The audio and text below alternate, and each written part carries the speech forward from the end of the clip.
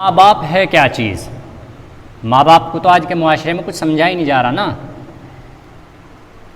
بھائی، ماں باپ کا کیا مقام ہے۔ اللہ کے نبی صلی اللہ علیہ وسلم نے ماں باپ کے تعلق سے کیا بیان فرمایا ہے، کیا ارشاد فرمایا ہے۔ اللہ تبارک و تعالی اگر ماں باپ ناراض ہیں تو اللہ ناراض ہو جاتا ہے۔ یہ تمام چیزیں تو ہمارے ذہن میں رہتی نہیں نا، نہ ان کے اوپر ہمارا دھیان ہے۔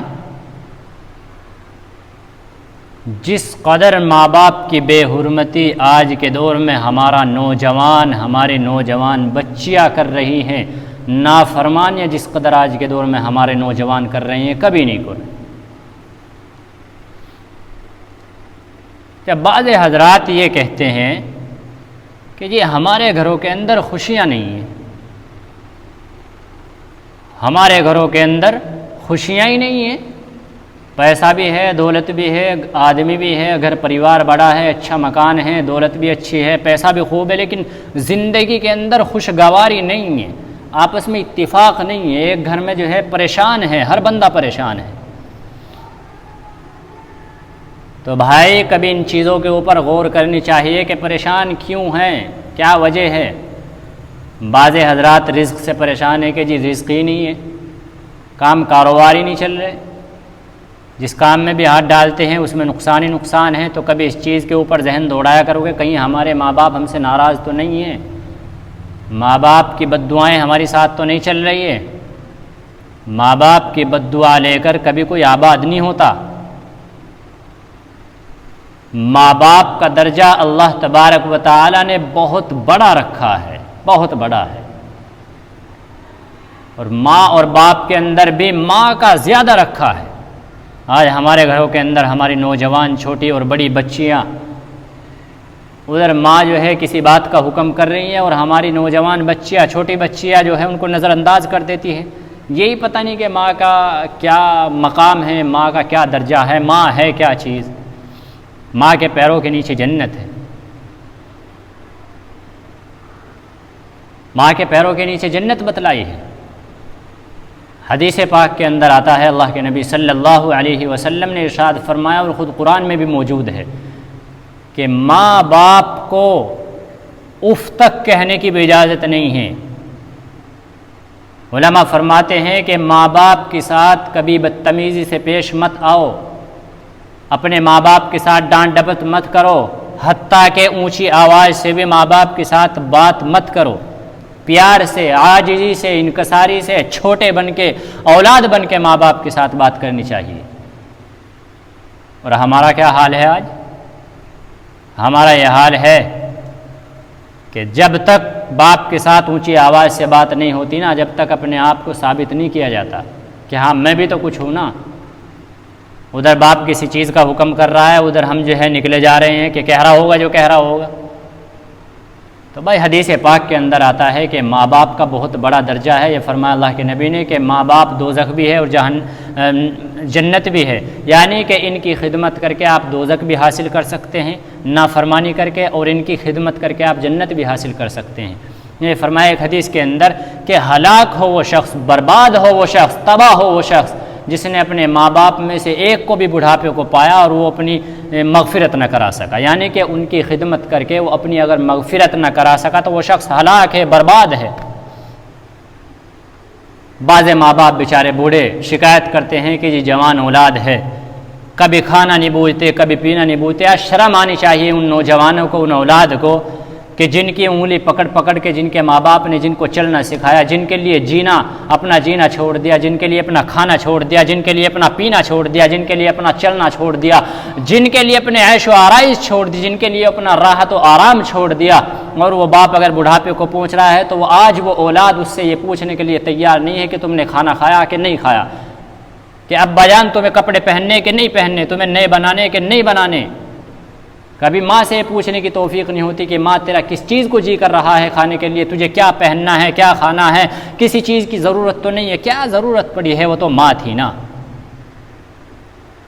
ایک شخص اللہ کے نبی صلی اللہ علیہ وسلم کی خدمت میں حاضر ہوا اور عرض کیا، یا رسول اللہ، میں یمن سے لے کر بیت اللہ تک اپنی ماں کو اپنی پیٹھ پر بٹھا کر کے لایا ہوں، اور پیٹھ پر بٹھا کر میں نے کعبے کا طواف کرایا ہے، پیٹھ پر بٹھا کر میں نے صفا اور مروہ کی سعی کرائی ہے، یعنی کہ حج کے جتنے ارکان ہیں وہ میں نے اپنی پیٹھ پر بٹھا کر اپنی ماں کو پورے کرائے ہیں۔ کیا میں نے اپنی ماں کا حق ادا کر دیا؟ تو اللہ کے نبی صلی اللہ علیہ وسلم نے فرمایا نہیں۔ عرض کیا رسول اللہ کیوں؟ فرمایا جب تو چھوٹا تھا، جب تو بچپن میں تھا تو تیری ماں نے تیری پرورش اس لیے کی کہ وہ تجھے بڑھانا چاہتی تھی، تیری زندگی چاہتی تھی، تیری پرورش چاہتی تھی، تجھے زندہ رکھنا چاہتی تھی، اور تو آج خدمت اس لیے کر رہا ہے کہ تو منتظر ہے کہ کب تیری ماں یہاں سے چل بسے۔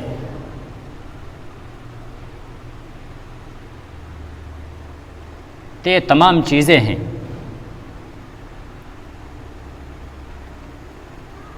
اسے ہٹاؤ بھائی یہاں سے۔ تو اس لیے بھائی اس چیز کا خیال کیا کرو کہ ماں باپ ہے ان کی خدمت کیا کرو، ماں باپ کی نافرمانی کر کے دوزخی مت بنو، اپنے نامہ اعمال کو خراب مت کرو۔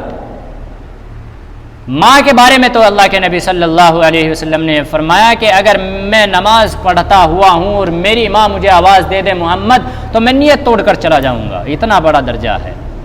حضرت اویس قرنی رحمۃ اللہ علیہ ماں کی خدمت کی وجہ سے کبھی آپ صلی اللہ علیہ وسلم کا دیدار نہیں کر پائے، کبھی آپ کی خدمت میں نہیں حاضر ہو پائے۔ ماں بیمار تھی کہ کہیں میری غیر موجودگی میں میری ماں کو کوئی تکلیف نہ پہنچ جائے، کوئی پریشانی نہ آ جائے، میری ماں کوئی چیز مانگے اور میں موجود نہ ہوں۔ تو ماں کا تو درجہ، ماں باپ کا درجہ بڑا اونچا بیان فرمایا۔ یہ فرمایا کہ اگر ماں باپ کسی غیر شرعی چیز کا حکم بھی کرے تو حکمت عملی کے اعتبار سے اس کو نظر انداز کیا جائے یا اس کو دیکھا جائے، اس کی صلح کی جائے حکمت عملی کے اعتبار سے۔ حضرت ابراہیم علیہ السلام نے اپنے باپ کو کتنا سمجھایا۔ حضرت ابراہیم کا باپ تو بت گر تھا، بت بناتا تھا۔ حضرت ابراہیم علیہ السلام نے بارہا مرتبہ سمجھایا کہ اللہ ایک ہے، یہ جو بت آپ بناتے ہو ان میں کچھ نہیں ہے، ان کو چھوڑ دو، لیکن نہیں مانے۔ تو حضرت ابراہیم علیہ السلام نے کبھی بدتمیزی نہیں کی، کبھی آپ نے اونچی آواز سے بات نہیں کی، کبھی آپ نے تو تڑاک نہیں کیا۔ جب بھی آپ ہم کلام ہوئے ہیں، اے میرے پیارے ابا جان، اے ابا جان، اے میرے پیارے ابا جان، یہ القاب ہوا کرتے تھے آپ کے۔ تو آج معاشرے کے اندر ماں باپ کی جس قدر بے حرمتی ہو رہی ہے اور جس قدر نافرمانی ہو رہی ہے، اس کے نتائج ہمارے سامنے ہیں۔ ہم روزگار سے بھی پریشان ہیں، ہم اپنی زندگی کی خوشی سے بھی پریشان ہیں، چاروں طرف ہمارے اوپر مصیبتیں ہیں۔ اس کی ایک وجہ یہ بھی ہو سکتی ہے کہ کہیں نہ کہیں ہم نے اپنے ماں باپ کا دل تو نہیں دکھایا، کہیں نہ کہیں ہمارے ماں باپ جو بوڑھے ہیں وہ ہم سے ناراض تو نہیں ہیں، کہیں نہ کہیں یہ دیکھنا پڑے گا کہ ہمارے والدین ہم سے راضی ہیں کہ نہیں ہیں۔ اور یہ ہمارے اوپر ضروری ہے کہ ماں باپ کی فرما برداری کی جائے، ان کی خدمت کی جائے، ان سے پوچھا جائے کہ آپ کیا کھائیں گے، کیا پئیں گے۔ جب ہم اپنے لیے خرچ کرتے ہیں تو اپنے ماں باپ کے لیے خرچ نہیں کر سکتے؟ ارے جن کی آج ہم جائیداد، جن کی بدولت آج ہم دنیا میں آئیں، جن کی بدولت ہمارا وجود ملا، جن کی بدولت آج ہم پیسے والے ہو گئے، جن کی بدولت ہماری شہرت ہو گئی، اور یہ تمام چیزیں آنے کے بعد آج ماں باپ کو ہم نظر انداز کر دیں، لعنت ہے ایسی اولاد کے اوپر۔ اللہ تبارک و تعالیٰ کا ارشاد ہے کہ میں سخت ناراض ہوں ان لوگوں سے۔ اللہ تعالیٰ کی ناراضگی ہے ان لوگوں سے جو اپنے ماں باپ کو خوش نہ کر سکے ہو۔ جن کے ماں باپ جس اولاد سے ناراض ہوں تو اللہ بھی ناراض ہے، اور جس انسان سے اس کے ماں باپ راضی ہیں تو اللہ تبارک و تعالیٰ بھی اس سے راضی ہے۔ یار معاشرے کے اندر کیا بگاڑ آ گیا؟ آج معاشرہ بالکل جو ہے ہمارا تنزلی کی طرف ہے، ان چیزوں کے اوپر کوئی غور ہی نہیں کرتا۔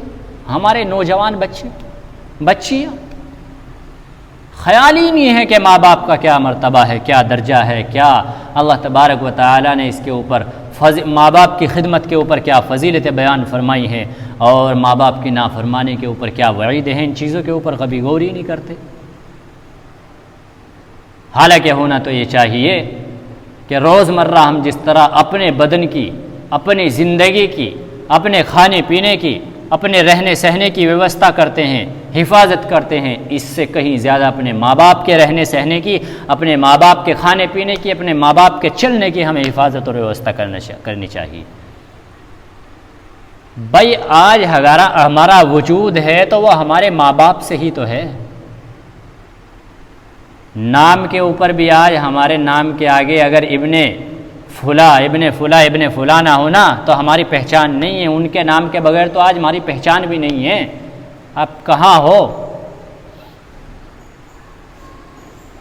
تو اس لیے اسکاؤٹ میں یوتھ کلب میں جانے کے بعد انشاءاللہ سب سے زیادہ فائدہ جو ہوگا تو اس کے والدین کو ہوگا، کیونکہ وہ وہاں جا کر کے سیکھ کر کے آتے ہیں اور والدین کی خدمت بھی کرتے ہیں، فرما برداری بھی کرتے ہیں اور پورے گھر کو سدھارنے کا وہ کام کرتے ہیں۔